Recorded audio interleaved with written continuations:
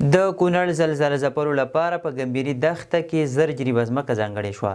د طالبانو حکومت مشرتابه د حکم له مخې د کونړ 2500 زلزله ځپلو کورنیو لپاره د ننګرهار په ګمبيري دښته کې د استوګنې لپاره زر جریبه ځمکه ځانګړې شوه. د کرنې وزارت د اراضي عمومي رئیس مولوي محمود مظلوم وویل چې د کونړ زلزله ځپلو کورنیو ته به د کډوالو د پالیسۍ له مخې ځمکه وویشل شي. هغه زیاته کړه که تر دې ډېرې ځمکې ته هم اړتیا شي نو د خلکو لپاره به په همدې سیمه کې زمینه برابره شي. همداراز د ننګرهار والي تخنیکي ټیم ته سپارښتنه وکړه چې د استوګنې په سیمه کې سړکونو، پارکونو، جوماتونو، ښوونځي، کلینیک او نورو اړتیاو ته بشپړه پاملرنه وکړي.